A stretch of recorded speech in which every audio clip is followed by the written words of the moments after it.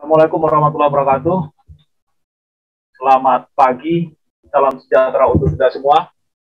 Yang saya hormati Pak Direktur dengan jajarannya, Bapak Ibu tim penyusun panduan. Mohon izin saya menyampaikan bagian dari panduan edisi pertama untuk penelitian vokasi, khususnya skema penelitian. Menyambung apa yang disampaikan oleh Prof. Agus tadi, secara umum pembagian skema itu ada 3.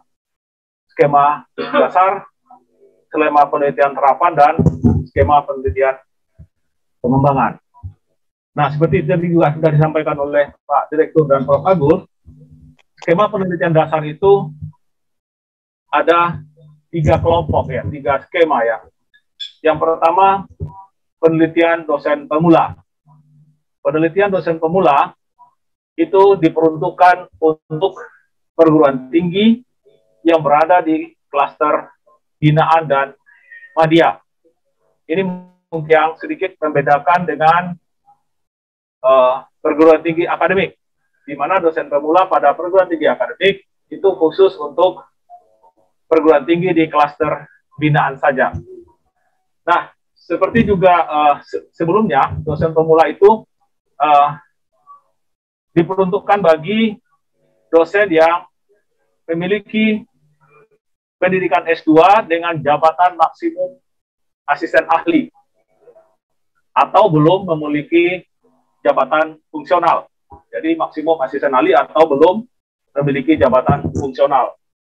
Nah, yang merah ini Bapak Ibu sesuatu yang baru dari yang sebelumnya, di mana pada pada pengusulan proposal, pengusul diminta mengisi deskripsi desain produk yang akan dikembangkan.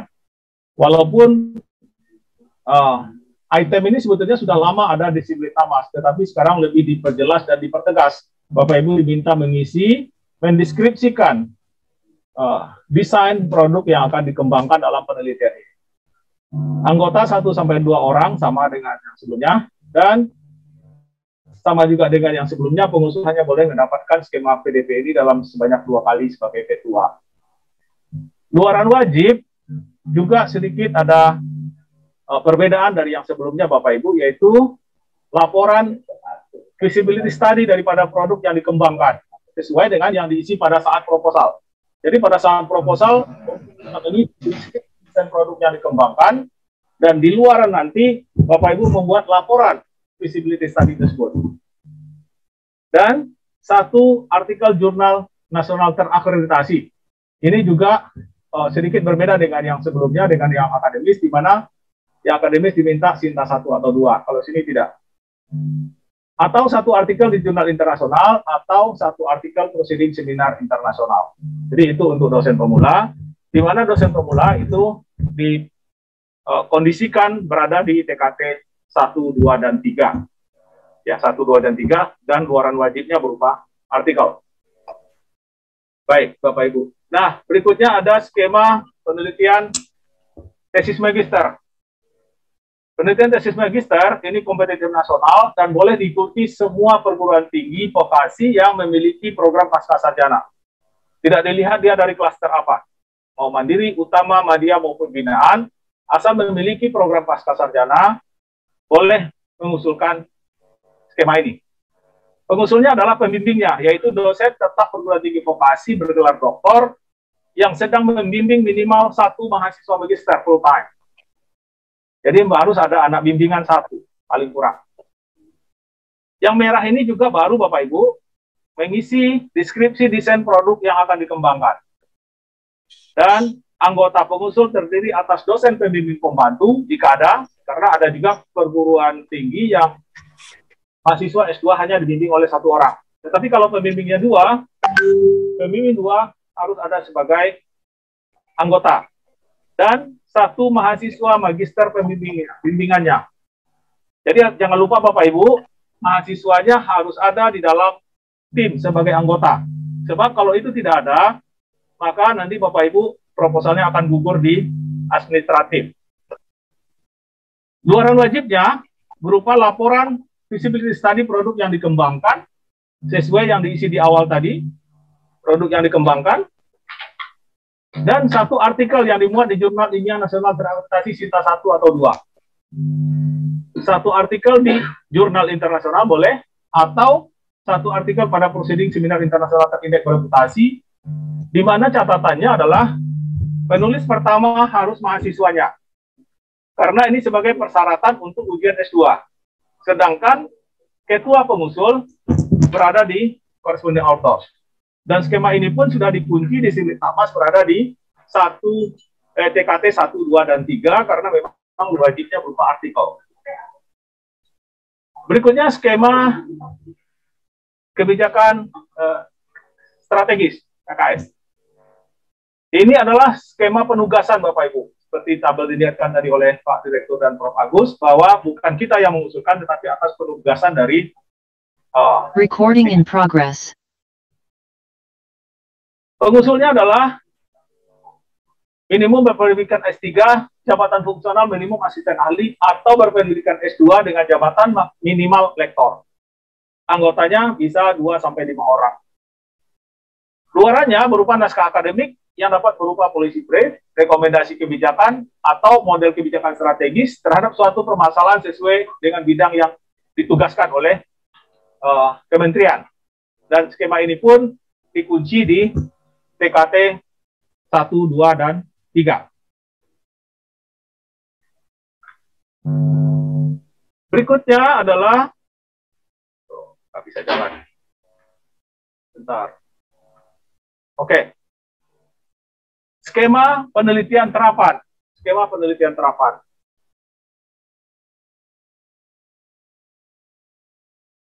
Yang pertama itu skema penelitian produk vokasi. Jadi terminologinya agak berbeda sedikit dengan yang sebelumnya Bapak Ibu ya. Ini edisi pertama untuk vokasi. Skema terapan yang dulu disebut dengan riset terapan di akademis. Di edisi pertama penelitian vokasi diberi nama penelitian produk vokasi. Tentunya mencirikan kevokasian itu. Ya sedikit berbeda dengan penelitian terapan sebelumnya yang ada di akademis. Nah, skema ini berupa kompetitif nasional. Sehingga ini boleh diikuti oleh semua perguruan tinggi dari klaster mandiri hingga binaan. Jadi tarung bebas, semua boleh ikut. SBK tentunya disesuaikan dengan bidang fokus untuk SBK riset terapan pada PMK yang berlaku. Yang boleh mengusulkan skema ini adalah ketua pengusul berpendidikan S3, jabatan fungsional minimum asisten ahli, atau berpendidikan S2 dengan jabatan fungsional minimum. Nah, kedua syaratnya adalah memiliki publikasi satu artikel di jurnal internasional dan atau jurnal nasional terakreditasi peringkat 1 dan 2. Atau, Bapak Ibu berarti boleh digantikan, telah menulis 3 buku hasil penelitian ber-ISBN sebagai penulis pertama yang diterbitkan oleh penerbit anggota IKAPI atau yang setara atau penerbit internasional. Atau lagi Bapak Ibu, jadi boleh digantikan salah satunya minimal memiliki 1 KI paten sederhana terdaftar atau KI lainnya bersertifikat. Jadi peluangnya di sini selain jabatan tadi fungsional, boleh yang memiliki artikel, tidak punya artikel bisa digantikan dengan buku 3, tidak punya buku bisa digantikan dengan KI, gitu ya. Berikutnya juga yang sebelumnya tidak begitu ditegaskan di edisi sebelumnya, itu mengisi deskripsi desain produk yang dikembangkan. Jadi ini Bapak Ibu diminta mengisi secara sistem nanti desain deskripsi produk yang akan dikembangkan dalam riset ini. Anggota pengusul 2-3 orang, minimum 1 anggota berasal dari mitra. Ini baru Bapak Ibu. Jadi sebelumnya tidak ada seperti ini di edisi sebelumnya. Di edisi pertama vokasi itu diwajibkan 1 anggota berasal dari mitra pengguna yang dibuktikan dengan surat pernyataan berisikan kesediaan sebagai pengguna hasil penelitian dan dukungan pendanaan penelitian. Oke.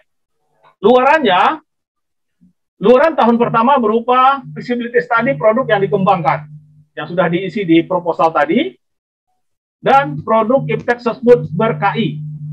Ya. Bisa paten, paten sederhana, dan seterusnya. Produk beserta dokumentasi hasil uji coba kinerja produk tersebut di tahun pertama. Di tahun kedua atau tahun ketiga berupa prototipe dari produk tersebut beserta dokumentasi hasil uji coba kinerja produknya sesuai dengan tahapan TKT-nya Ibu Bapak. TKT 4, 5, 6. Jadi untuk mencocokkan Bapak Ibu bisa melihat lembar TKT, pertanyaan-pertanyaan yang ada di lembar TKT pada posisi 4, 5, atau 6. Baik, kita lanjutkan untuk yang desentralisasi. Penelitian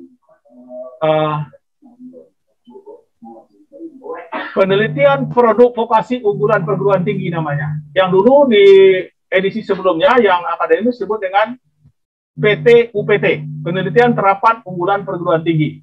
Edisi pertama untuk vokasi judulnya adalah untuk terapan itu penelitian produk vokasi unggulan perguruan tinggi. Skema ini diperuntukkan tentunya karena dia desentralisasi hanya untuk perguruan tinggi yang sudah berada di klaster mandiri, utama, dan madya. Tidak untuk yang berada klaster binaan. Persyaratannya sama Bapak Ibu. Ini produk vokasi yang nasional. Yang membedakannya adalah kalau yang nasional dia mengacu ke RIRN atau PRN yang berlaku, sedangkan yang desentralisasi dia mengacu ke Renstra penelitian perguruan tinggi, yaitu bidang-bidang unggulan atau riset-riset unggulan yang ada pada Renstra penelitian perguruan tinggi. Sedangkan persyaratan sama, luarannya juga sama, dan TKT-nya berada di tetap sama juga 4, 5, dan 6. Baik, selanjutkan ini skema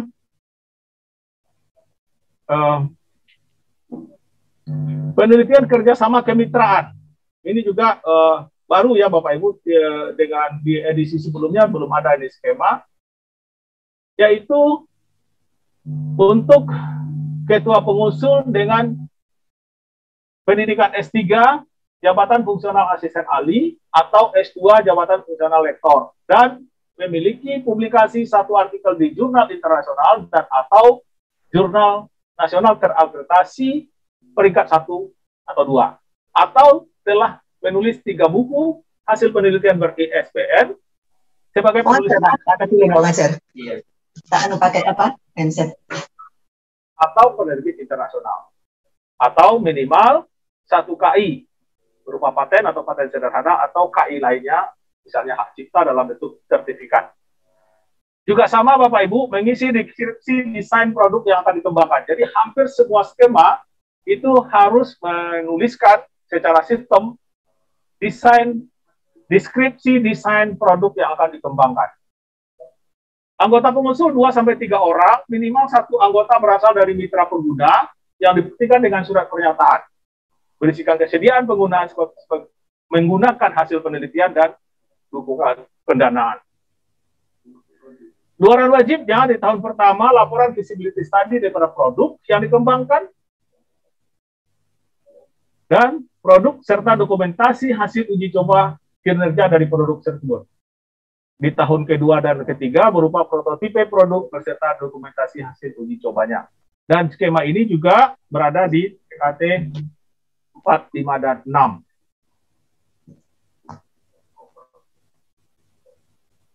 Nah, terakhir adalah skema penelitian pengembangan.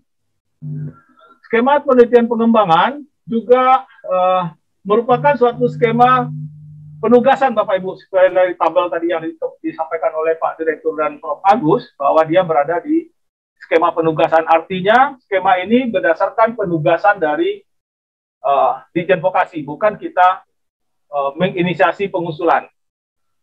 Dan skema ini diperuntukkan untuk penelitian tinggi perguruan tinggi yang berada di klaster mandiri, utama, dan madya. Persyaratannya ketua pengusul yang ditunjuk berpendidikan S3 dengan jabatan fungsional minimal asisten ahli. Jadi ada kata-kata yang ditunjuk Bapak Ibu. Jadi bukan yang kita yang mengusulkan, tetapi ditunjuk. Atau berpendidikan S2 dengan jabatan fungsional lektor. Dan memiliki rekam jejak publikasi, memiliki paten atau paten sederhana dengan status terdaftar. Atau granted, atau KI lainnya bersertifikat dengan substansi terkait usulan penelitian. Jadi kata kuncinya Bapak Ibu tidak sembarang KI, tetapi KI yang terkait dengan usulan penelitian. Atau minimal 2 artikel di database terindeks bereputasi sebagai penulis pertama atau penulis koresponden. Dibuktikan dengan mencantumkan URL artikel tersebut di profil Bapak dan Ibu. Sama seperti sebelumnya juga harus mengisi deskripsi desain produk yang akan dikembangkan. Dan pada skema ini khususnya adalah memiliki mitra investor, itu yang membedakan dengan terapan. Kalau di terapan disebutnya mitra calon pengguna dan bersedia menggunakan produk. Di skema pengembangan, dia sudah harus menjadi mitra investor. Dibuktikan dengan surat pernyataan komitmen penyertaan dana oleh mitra, minimum 10% dari total dana yang diajukan. Anggota pengusul 3-5 orang, dan minimum 1 orang anggota berasal dari mitra investor yang dibuktikan dengan surat penunjukan oleh mitra investor. Jadi anggota 1 orang yang dari investor itu tidak secara pribadi Bapak Ibu, tetapi dia ditunjuk oleh perusahaan untuk menjadi anggota tim pada penelitian ini. Luarannya di tahun pertama berupa dokumen feasibility study yang divalidasi mitra dan dokumen hasil uji prototipe light industry pada lingkungan terbatas. Laporan feasibility study berisi dokumen kelayakan pasar, dokumen kelayakan teknis produksi, dokumen kelayakan keuangan, dokumen kelayakan manajemen, dokumen kelayakan lingkungan, dokumen kelayakan sosial, dan dokumen kelayakan hukum. Sebagaimana lihat item-item yang ada pada persyaratan suatu feasibility study. Tahun kedua berupa dokumen hasil uji coba prototipe produk light industry pada lingkungan sebenarnya yang dilindungi dengan KI. Di tahun ketiga berupa dokumen hasil uji coba produk industri pada lingkungan sebenarnya dan dokumen bisnis plan. Nah, item-item ini sebetulnya Bapak Ibu ada di lembar-lembar TKT 789. Jadi bisa dilihat dicocokkan nanti dengan pertanyaan-pertanyaan pada lembar TKT 789. Mungkin itu Prof. Adrianus. Terima kasih atas kesempatan yang diberikan. Semoga bisa memberi penjelasan bagi kita semua, penjelasan awal paling tidak, sehingga nanti untuk detailnya ada di panduan. Terima kasih. Kami tim penyusun panduan penelitian dan pengabdian masyarakat untuk perguruan tinggi vokasi tahun 2021. Terima kasih. Saya kembalikan ke Prof. Adrianus.